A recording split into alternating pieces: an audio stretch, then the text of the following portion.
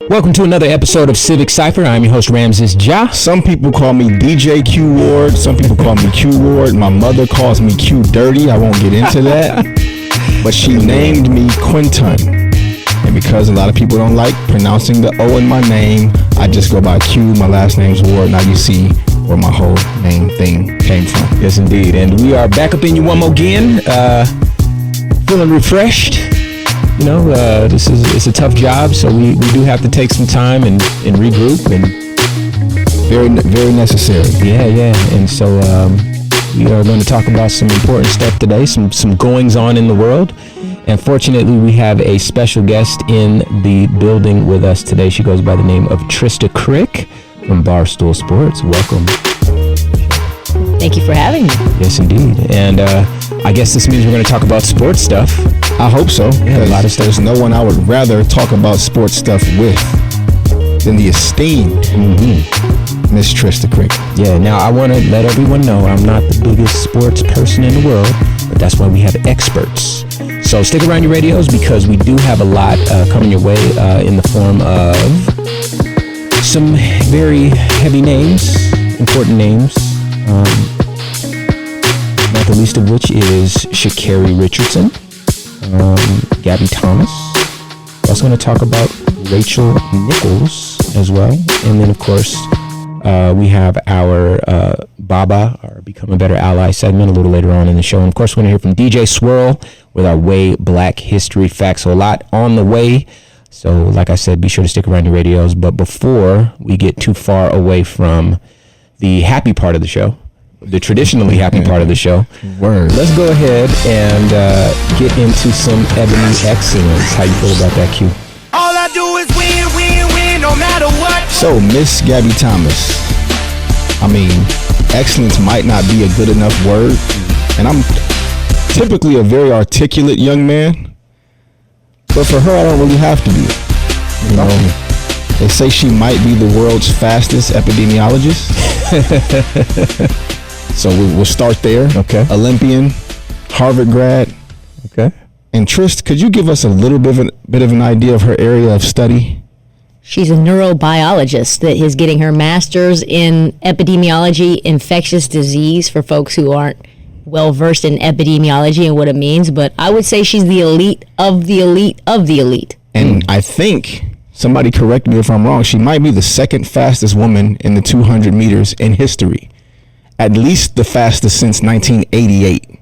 Okay. While accomplishing those things that she's done as an academician. Can you imagine having to train as much as an Olympian has to train and then being that elite at something else? I couldn't imagine having to train as much as an Olympian has to train and being even good at anything else. Or doing anything anything else. I mean, it's like train, eat, sleep. And That's it. And she figures out how to study at a scientist level in between all of that. Well, then we picked the right one for this week. That's some ebony excellence for you.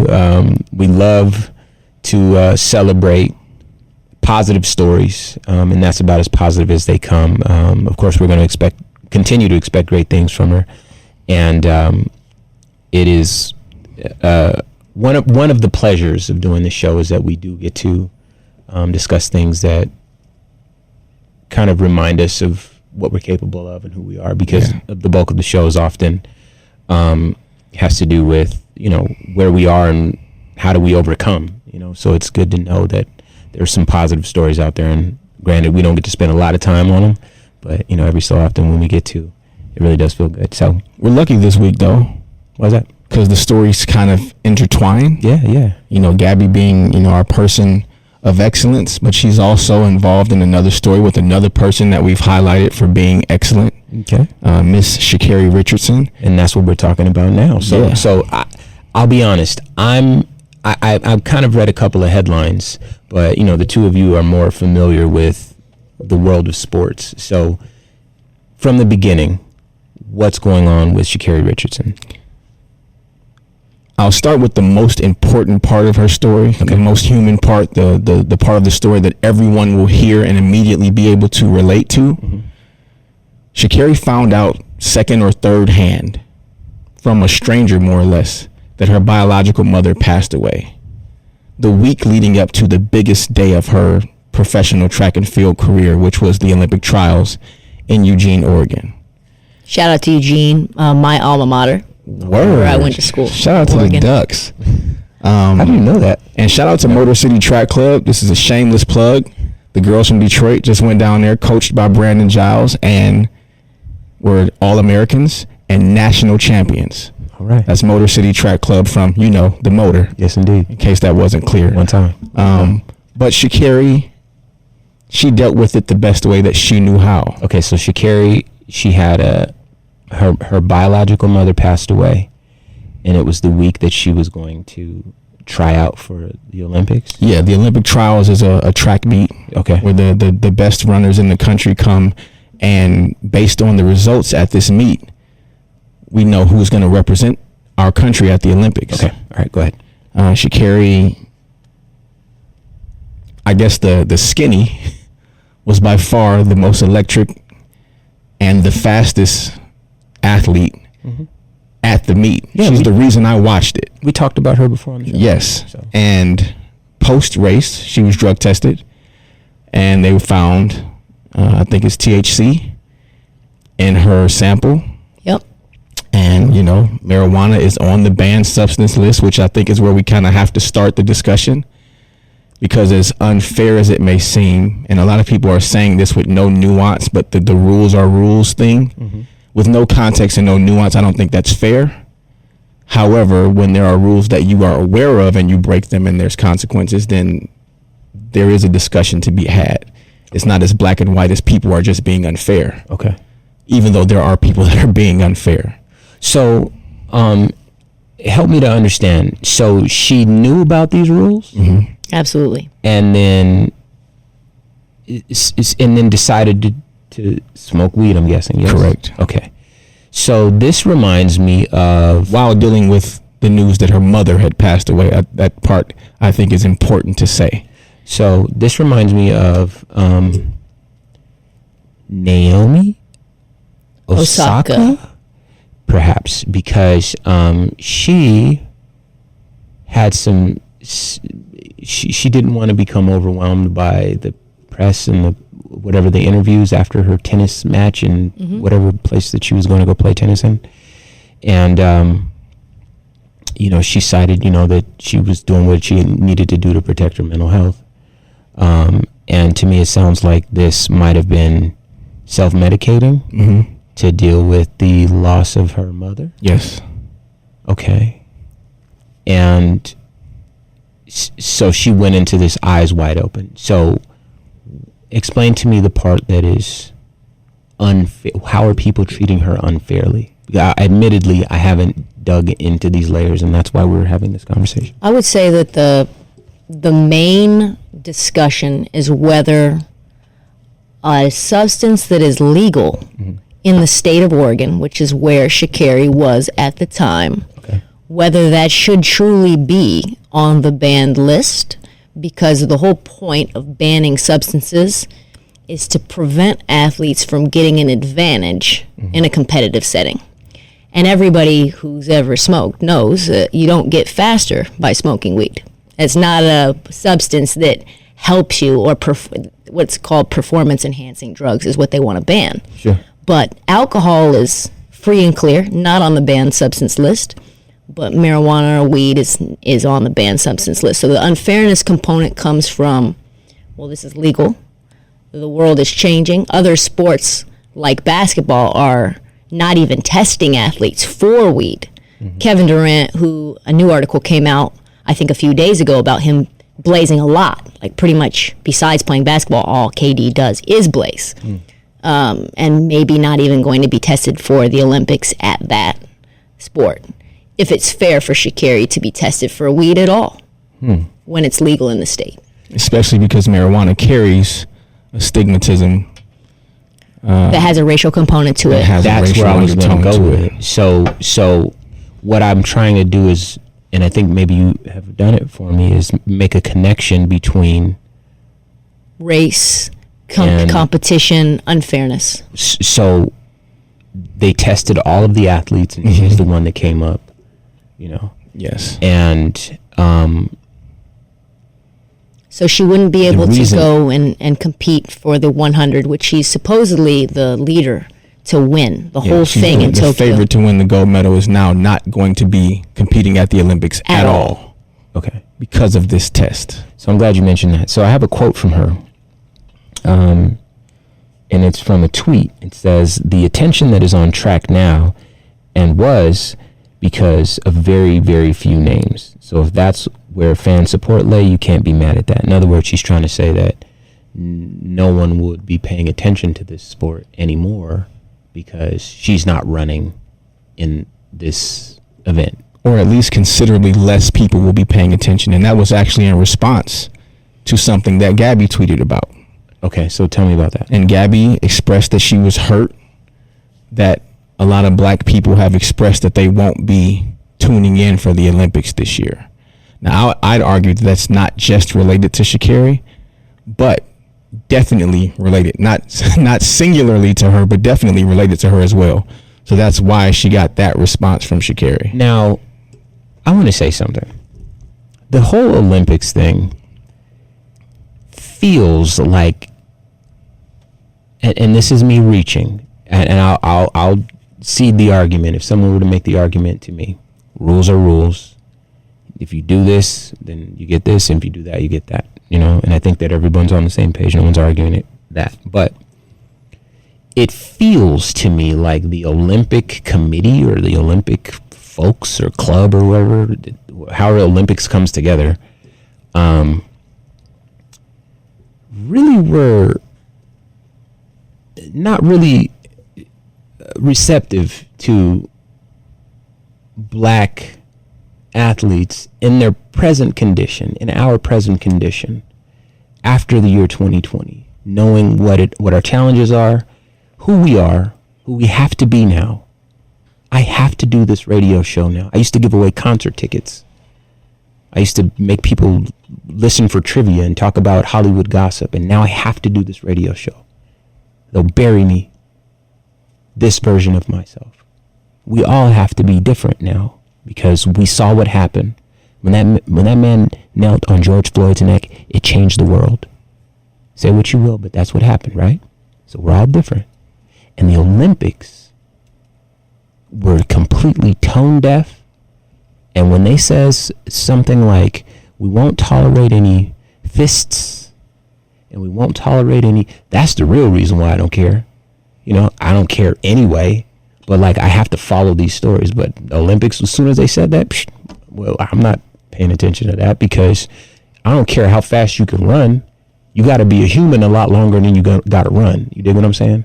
So for me, it felt like the Olympics from the outset was like, you know what? Don't bring none of that blackness over here. And that to me feels like, all right, well, shoot, say less. Let me ask you this, Q. If Sha'Carri looked like Gabby and not like Sha'Carri, how do you think things would be different? Because I think that there is a standard of what brandable black athletes look like. And Sha'Carri does not fall into that box right now. Long nails, colorful nails, hair a certain way, jewelry a certain way, affectation in the way that she speaks a certain way, the way that she moves is a certain way, where Gabby is an epidemiologist from Harvard. Correct. It's interesting because we'd be naive to think that everything that you just said played no role in the way she's treated and the way that she's responded to. I saw a right-leaning politician tweet. I'm not sure if she was a politician or a journalist that covers politics, but she tweeted that they should look into steroids for Sha'Carri because of how long her hair and nails are. Oh. So talk about being racist and stupid at the same time, because Sha'Carri's hair and nails are both costume, if you will. Lace front wig, acrylic fingernails. So she doesn't have very long hair and very long fingernails naturally, but she must be on steroids, and here's why I think so. Sha'Carri's very, very Ramses and Q. And I don't just mean because we're black. I mean because I'm from Detroit and Ramses from Compton. And whatever your mind just thought when you heard me say that, that's Sha'Carri Richardson. Except she's faster than probably every other human on earth that wasn't in that race with her in Eugene a week ago. And is not going to dilute what she looks like for people who don't look like her or come from the same place like her. She's willing to stand in her culture in the way that she wants to represent herself to the world, not the way that the Olympic governing body wants Sha'Carri, the fastest woman, to run to represent herself. And that's where I think things get really, really interesting. Because I personally don't think Gabby. So also, it needs to be mentioned that Sha'Carri was not disqualified from the entire Olympic Games. She was only disqualified from competing in the 100-meter race. She would have been allowed to compete in the relay race, which is where Olympians pass the torch and run that amount of distance, right? The baton. So the Olympic governing body or whoever, I don't know who. USATF, the U.S. Olympic Track and Field, decided not to take Sha'Carri with them, even though she's the fastest and would guarantee or at least help solidify a win for the country. Because why? She would be eligible to race, but they didn't take her. The question is why?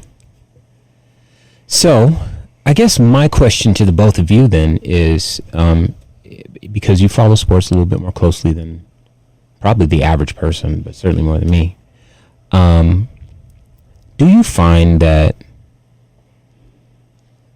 these types of things happen with non-black athletes where they're scrutinized because of how long their fingernails are? Or, I did read an article recently, and it was about some folks wanting to test the testosterone levels of some women who were sprinters or something because they were doing so well. They wanted to test their hormones and see if they could disqualify them. Have you heard of this happening with non-black folks? Does it happen frequently? Is it a part of a competitive culture to tear each other down, or is this something that happens more with black athletes? This is something that happens more with black women. Women, that's what I was thinking. Than with anyone else. Mm-hmm.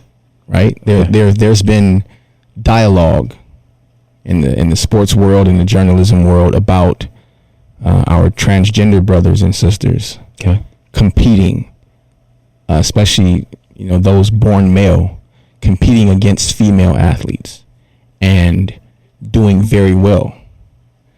There is pushback against there being a limit. There is pushback against there being something that says, hey, if you're born a male in competition where it's who's the strongest and who's the fastest and who can jump the highest, that you probably shouldn't be allowed to compete against women. Right? The difference is it's very hard to push back against groups that have men in them, especially groups that have white men in them. And our transgender brothers and sisters have white men in that group, so the pushback isn't as strong. Women in sports and sports media specifically, they have an incredibly difficult fight, from sports agents to sports reporters to athletes themselves. There are men in this world that think by nature of being born a man, they're smarter and more qualified to do the work. Full stop.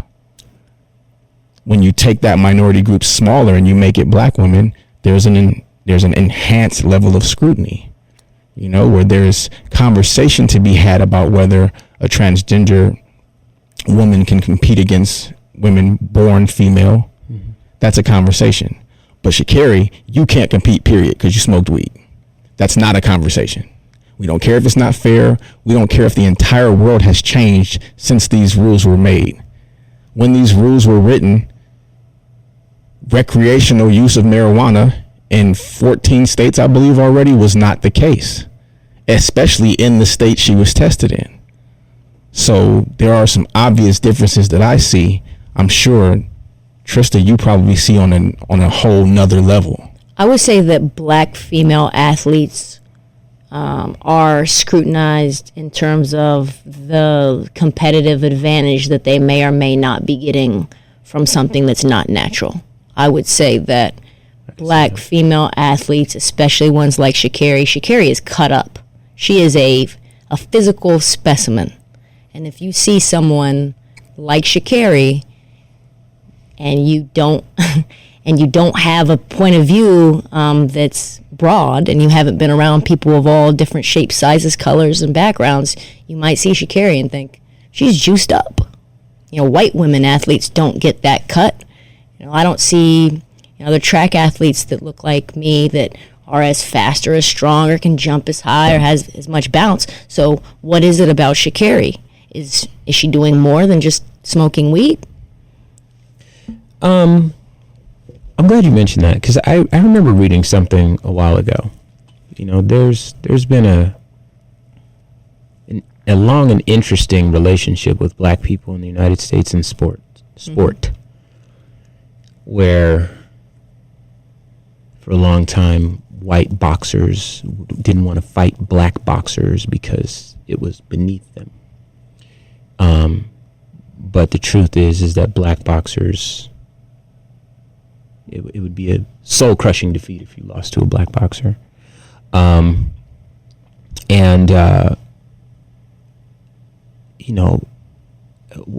is the guy's name?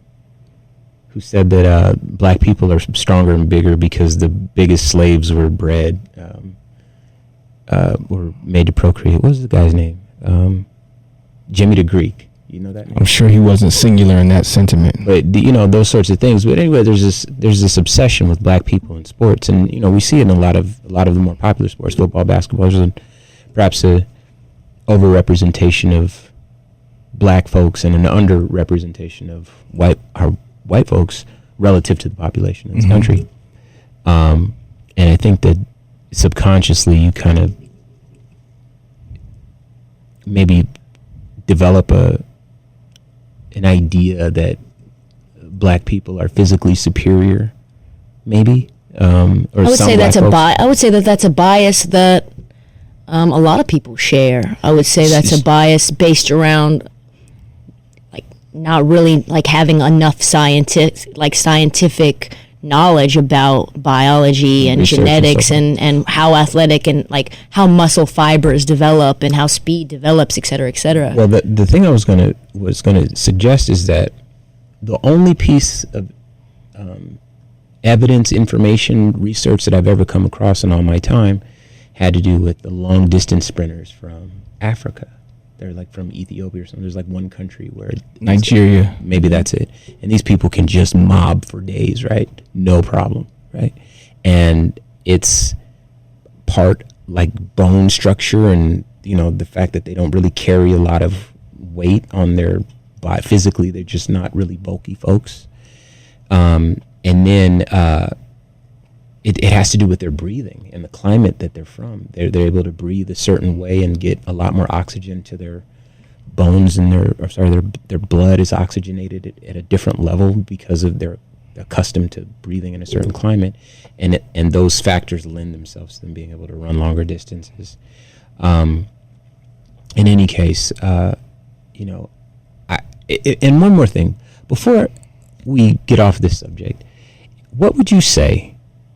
What would both of you say if I were to play devil's advocate and say, well, if she knew the rules and she decided that she needed to self-medicate in that way, then, the hammer falls where it falls, and that's the end of the story. What do you say to someone? Because I know there's people listening who do not appreciate the context and the nuance. What do you say to people that are saying, hey, man, she knew it and she decided against it? I'll piggyback off of something that Trysta said and then pass it to her quite figuratively and literally. Had she gotten drunk instead, she'd have probably been in a much worse state to run, but it would have been completely legal. Got it. So sometimes there are rules that are the rules, but they're nonsensical. They're not fair, and they don't make any sense. I mean, there were rules that people of color couldn't share the same fountain as people that look like me, and the rules are the rules. But sometimes the rules are inherently unfair and inherently biased against people of color. Well, that works for me, it's been written, so this is now our reality. And now, proper propaganda. Watch it. Pull my mic back, you like that? Journalists with journalists too. We can strike back. Hardcore reporters with orders from headquarters. Behind enemy lines, sidestepping the borders. If you're just tuning in to Civic Cipher, I'm your host Ramses Ja. They call me Q Ward. Yes, indeed. And we have special guests with us today on the show. She goes by the name of Trysta Krick from Barstool Sports. And we're talking about a lot about the Olympics today, and the treatment of black athletes, and really the culture that we're seeing at the Olympics this time around, and how it's, I believe, really failed to really encapsulate the new world that we're living in post 2020. But also we're going to talk about someone named Rachel Nichols in just a few minutes, and of course the Way Black History Fact with DJ Swirl. We're going to be talking about Fred Hampton, but first, let's talk about becoming a better ally. So, as you know, there's a lot of voter suppression initiatives that are being voted into law. They're being brought to vote, or at various stages in the legislative process. We know them to be voter suppression, but they're kind of floated to the public as voter protection. But we know that basically their intent is to subdue and artificially subdue and minimize the black vote, brown vote, the Democratic vote, and so forth. And these things all overwhelmingly will favor Republican outcomes. And for a lot of us, we don't feel like there's much we can do, because a lot of the elected representatives that really are into the political arena, they know the laws better than we do, and they know how to play the game better than we do. But there are folks who are fighting to bring a little bit more balance to this this part of the story. And one such group is one you might have heard of, the NAACP. And they have an initiative where they're doing some fundraising, but basically they want to defend communities of color against voter suppression initiatives. And they're hoping to close a donation gap. And so if you feel so inclined and you want to know how to become a better ally, do me a favor, hit the NAACP's website, make a donation. We all need to have a voice. We all need to have a seat at the table. We're all in this together. And, if you have the fiscal resources, or if the time to contact your local representative official, or both, I believe that is one way that you can become a better ally, and hopefully you take advantage of that. So that is our Baba section for this week. So yeah, moving on. Rachel Nichols. So here's what I know about her. She's a host at ESPN. She talks about the NBA, and she was wilding out. All right. So Tristan, talk to me about Rachel Nichols. So Rachel Nichols has been a journalist covering the NBA for a long time, I would say. 20 plus years. Probably the queen of the NBA, I would say. Very close ties with LeBron James. And I'd say that the story really started back when another host that you've probably never heard of, called Michelle Beadle, left ESPN unceremoniously due to some issues with their contract. And when she left, Rachel Nichols had to step in and host a show called NBA Countdown. But ESPN made the decision that her and this other young woman, Maria Taylor, who's a rising star, a woman of color at ESPN, her and Rachel would share the responsibilities for that show. Meaning, on one day, Rachel would host, the next day, Maria would host. So then when the NBA bubble happened, they went down to Walt Disney World, and Rachel Nichols was quarantining in her hotel room. Her laptop was open for her remote studio show on ESPN. she found out from ESPN's producers, hey, Rachel, why don't you do us the favor and do the sideline reporting job instead of the hosting job for the responsibilities of this show, NBA Countdown, for the NBA Finals. Okay. Because ESPN wanted Maria Taylor to basically take over that hosting role full time. So hosting is better than sidelines. Correct. Okay. All right, no I problem. would say sideline reporting is probably the lowest level job. I mean, it's a great job. It's at the highest stage at the NBA Finals, but it's a lower job than hosting a show. Okay. All right. Go ahead.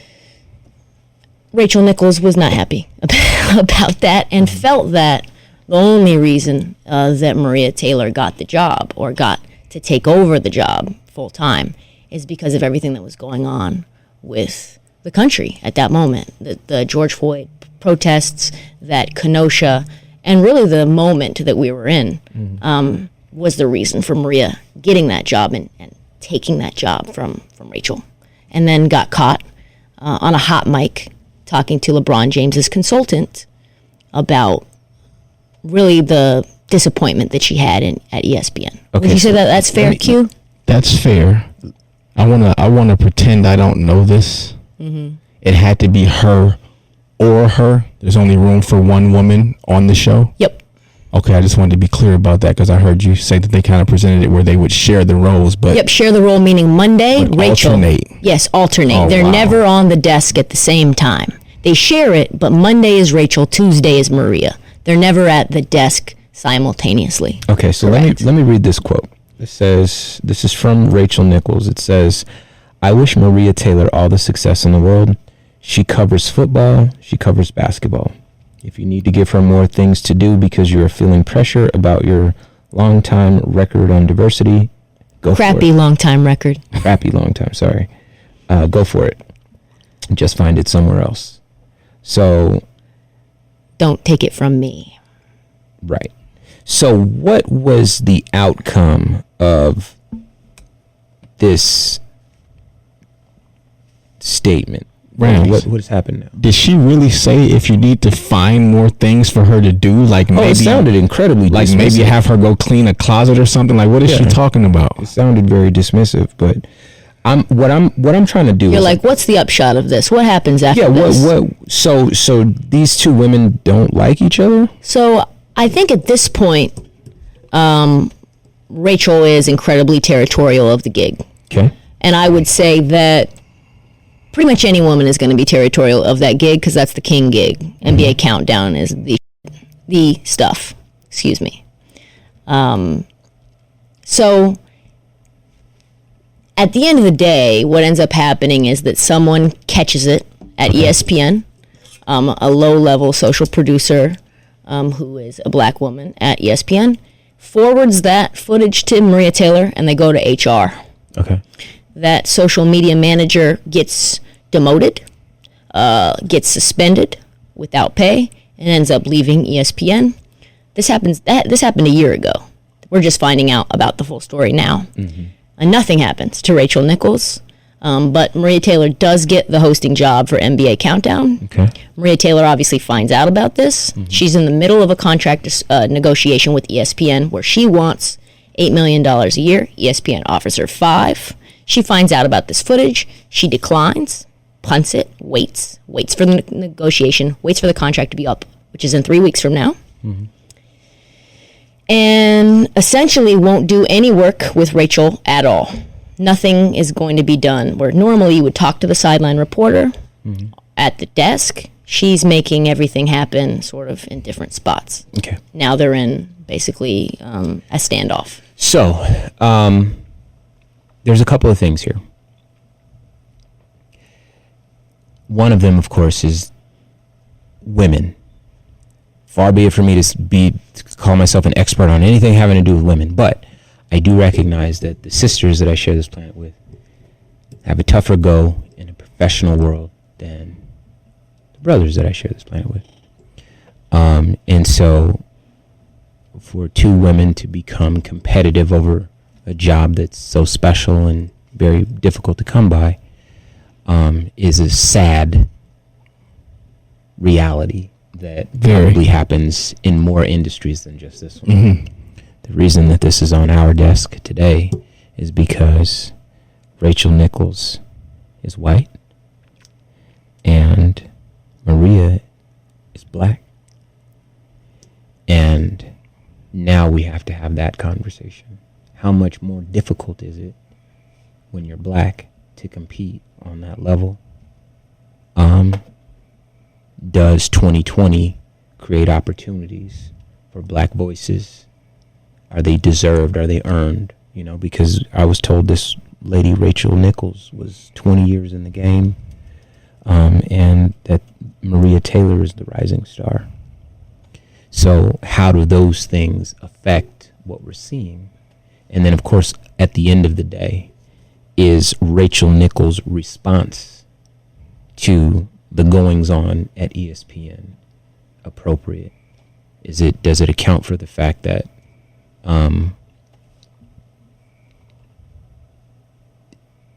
the world is a much different place for Maria Taylor than it is perhaps for her, even though it's difficult for her as well? And is that where do you draw the line in terms of like personal responsibility and kindness and making sure that you stand in solidarity with your black and brown brothers and sisters? I want to offer some insight or opinion, and then I want to lean on, we've said this before today already, our expert. She is a woman, and she is a professional journalist in the sports arena. Indeed. We, and I say we as men, have created this zero-sum environment that our women have to work in, where we create this singular job. There's 8 men who do the show. They're all great, but there's a bunch of them. Sure. There's one woman that can do this. That's problem 1. Problem 2 is the idea that this was some type of affirmative action hire because the person in question is really, really good at her job. She's exceptional. This woman votes for the Heisman Trophy and the NBA MVP. That is not true for a bunch of men in the sports world. Facts. So there was a way, and Trysta, I definitely want to get your opinion on this. I feel there was a way that she could express her frustration about the position that she's in, because I think any of us, when you're in a position for a job, for a promotion, for an opportunity, and you get passed on for someone else, that kind of animosity, I think, is innate. But I think, and please tell me how you feel, that there was a way to express that without having to push down the person that you're quote unquote competing with for that spot. There's a way to acknowledge that she's gifted, that she's talented, and that she's deserving, and express your frustration with a system that's not set up to be fair or favorable for women in the industry. Before you respond, I want to make sure that we're following your response. So let me set this up a little bit. Essentially what she said in this quote is that Maria Taylor is the diversity hire. Yes. And if you're looking to give this new diversity hire something, don't take it off my plate. Correct. Right? And it's in the midst of this language, maybe language is too hard of a word, in the midst of this energy that we take issue, and of course it becomes a national story, and then I'm sure there's lots of black women who look at these things like this and like, well, how am I supposed to compete? This is the sort of thing that happens in my life. You know, where is my place? How good do I have to be good enough? And so I want to make sure that we're all on the same page when we get your thoughts on this, Tristan. So, yeah, I think what Q said sort of highlights how I feel too, which is there are ways that people speak, and I'm sure you guys are way more in tune with it than me. That the words that we use, what we say, how we say it, tells you sort of how we feel. Even if you didn't exactly say the quiet part out loud. I don't think Rachel said the quiet part out loud. I don't even know if she feels the quiet part out loud, which is that I don't even really know what it is, right? That Rachel is more deserving than Maria for a variety of different reasons. But when you say, if you need to give her something else to do or more things to do, that essentially shows me that she feels, I don't know how to put it, a certain way about the hire, a certain way about Maria, and doesn't quite feel compassionate to the cause, which is that Maria has had to overcome more than Rachel in order to get to where Maria is. And that a lack of understanding that Maria, throughout the course of her career, as she rises and ascends, is going to be constantly looked at. Like, do you deserve this? Why are you here? Are you here only because of X, Y, and Z, or are you here because you're excellent and you happen to also be a woman of color who also played D1 basketball, which Rachel Nichols did not? Rachel Nichols, as it turns out, her mother-in-law is Diane Sawyer, a very prominent journalist. So Rachel Nichols has, of course, worked hard, but has also been a beneficiary of nepotism and a beneficiary of the way that the system can work in journalism, right? So I think for me, once you say stuff like that, once you say, if you need to give her things to do, you didn't really say anything out of pocket, but I know exactly how you feel. Right. There's a way of, well, first off, let me say this. You know, this show exists because Q and I recognized that we could ask a little bit more from folks that purport themselves to be our allies, not the least of which is the radio stations that you might be hearing our voice on. These folks play black music. They use black culture, language, dress, etc. to make money, to appeal to a listenership so that they can sell advertisements, you know. And while these airwaves are certainly a celebration of black music, black culture. Don't get it twisted, it's for money. Sure, that part. But also, black culture is not just singing and dancing and rapping. Black culture is what we're doing right now. Because we're not just singers and dancers. We're thinkers. We're emotional human beings. We feel, we process things. We are leaders. We're orators. We're, you name it, right? And so it's those allies that have made a space for this show that we use and we sit with and we build a better tomorrow with those allies. And I would guess that this woman, Rachel Nichols, once upon a time counted herself among those allies. And so this language shows just how subtle white supremacy can be. Yes. Because it's such a subtle thing. But once you see it written down in black and white, you can see, well, clearly, I feel like I'm better than her. And maybe not in as many words, but because you could argue that, you know, she's just saying this because the woman is, because Maria's younger. You could argue a bunch of things, but it's hard to stop, I'd imagine, as a white person and say, okay, I have to be very careful. What is really going on here? And why am I taking issue with it? And that pause is very difficult because there's nowhere else in, I'm sure, a white life where you need to pause for really anything. They gave us some additional context, though. Talk to me. Because the conversation continues. I can't think of the gentleman's name. She's Adam Mendelson. But he represents some best interest of LeBron James and Clutch Sports. And Also was a part of the More Than a Vote was a campaign. very, very important person with the More Than a Vote campaign last year. And this gentleman and Rachel expressed their, would you say, exhaustion? He said, with all of the Me Too and the Black Lives Matter, man, I'm just exhausted. And she laughed uproariously about that. So imagine a woman being exhausted with the whole Me Too thing. Sure. Yeah. And a gentleman who presents himself to the world as super ally being exhausted with this whole Black Lives Matter thing. Man, imagine how we feel.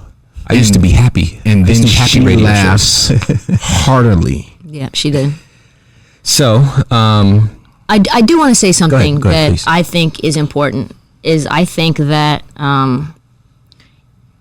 anyone who has, because it's not like there's an open opportunity and they decided to go with Maria. It's an opportunity that they shared that they took from Rachel and gave full time to Maria. I think if that was me, I would be salty. I would be very salty. I would be very upset. And I think it also is accurate to say that the culture and company of ESPN operates on the whims of the public. They fired Jemele Hill and they fired Michael Smith because Trump voters did not want any racial or activism to be discussed on the airwaves. Then the world changed after George Floyd. And then it was okay. And one of Maria's accomplishments and accolades was her coverage of the George Floyd protests and everything that was going on around the nation. So it is also fair to say that if ESPN fires people because of the nation's sentiment, they will also hire someone because of the nation's sentiment. And it is fair to say that they've been wrong towards people of color based around the nation's sentiment, and now they've changed their opinion based around how things have changed. And that Maria might have gotten that job and that role because of the nation's sentiment. And that's true. But also the NBA is 90% black. And like you said, enjoys profits from black culture. So it also makes sense to have the host of NBA Countdown be a woman of color to represent the people that she covers. And it would be fair for them to say that out loud too. So let me offer this. I appreciate you saying that because I think that it's important to add this. I try to do it in every show, but I don't always hit it. I recognize as one of two people who has a voice on this show, and I'll say it as often as I can and as often as Q will let me, that we need to start and end every conversation with forgiveness as a possibility. That's the only way that we get there. Revenge isn't what we're talking about on this show. None of the things like that. We need to have the conversations, and we need to make sure that there is at least the potential for forgiveness. Otherwise, we're just going to frustrate each other more and more. This woman, Rachel Nichols, I'm sure has spent a good amount of her life around black people, around black culture.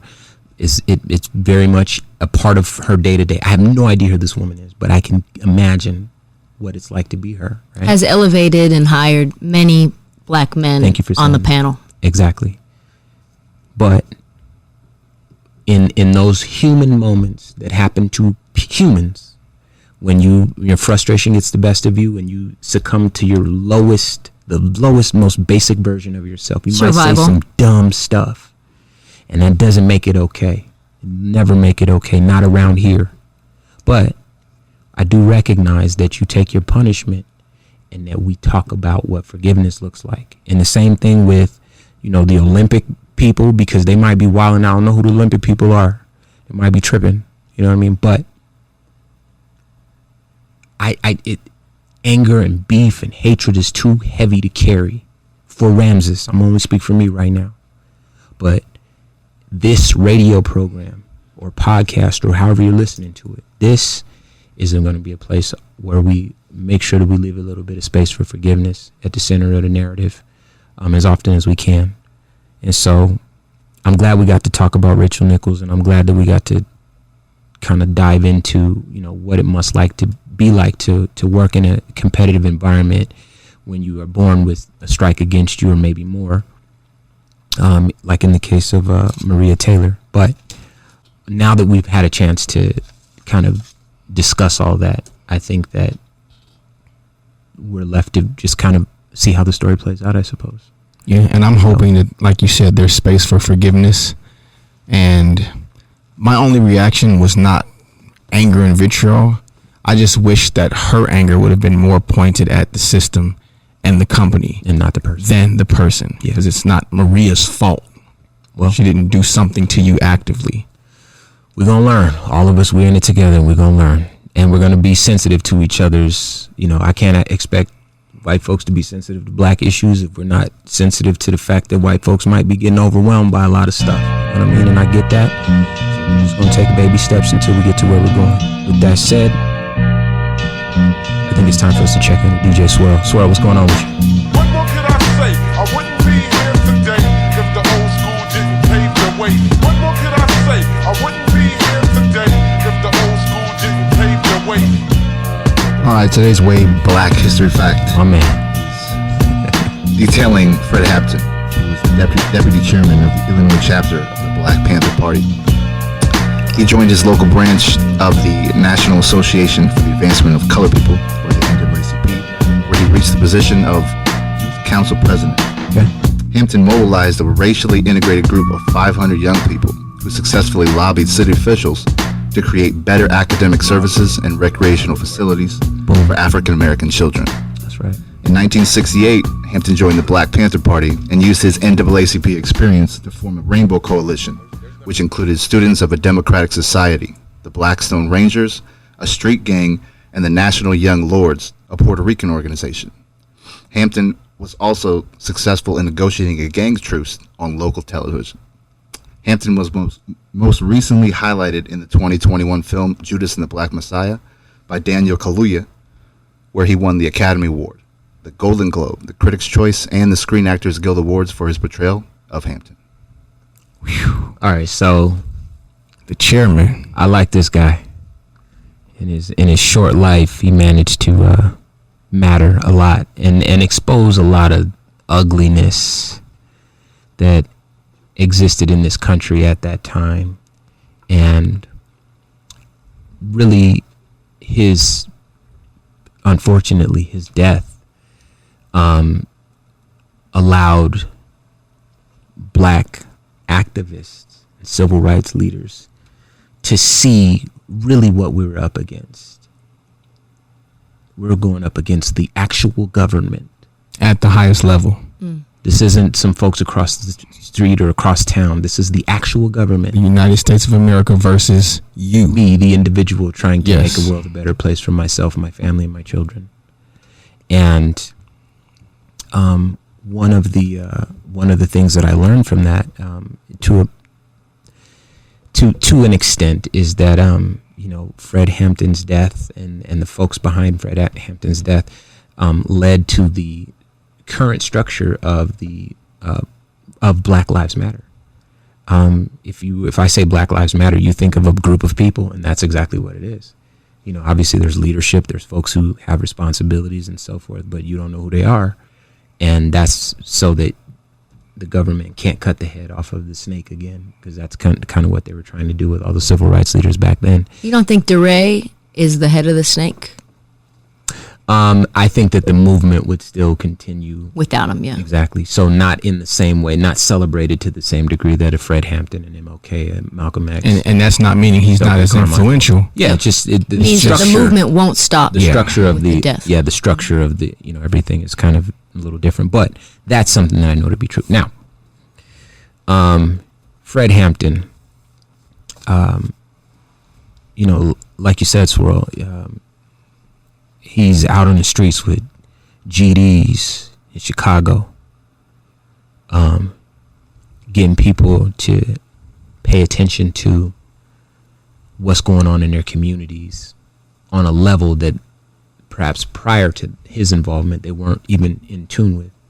They're fighting amongst each other, and then he comes in and turns everyone on like, yo, there's a system that's got you fighting against each other. That's not your enemy. There's a reason that you're in this environment warring over nothing, And then he rallies all these people, and the Rainbow Coalition that you mentioned, Swirl, is a bunch of different people, brings them all together in solidarity. They Native people, Asian people, Black people, of course, women, you Latin and Hispanic. you name it, everybody. You got a seat at this table because we all need representation, we need fair treatment, we need access to the political arena, we need fairness in the criminal justice system and so forth and so on, right? And he starts making noise. Of course, he's a Panther. Say what you will, but we're fans of the Panthers around here, what they stood for. And if you disagree with what the Panthers stood for, I implore you to actually do your research, because it was a good organization. It has some heavy-handed tactics, but were entirely necessary if you really know the story. So, a Panther, and was very young and very promising, a great speaker, great motivator.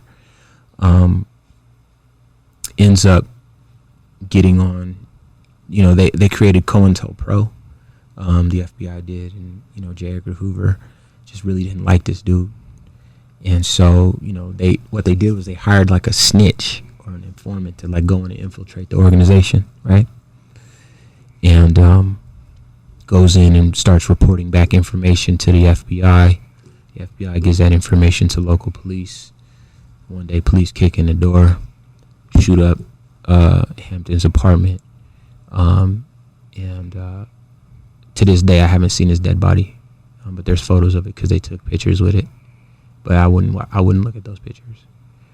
And then, of course, these police were celebrated as heroes because how they villainized them is, the FBI, they printed pamphlets of misinformation that says like, the Black Panthers are out to kill white people, and this is how they go about killing people, and they printed it, making it seem like the Panthers printed it.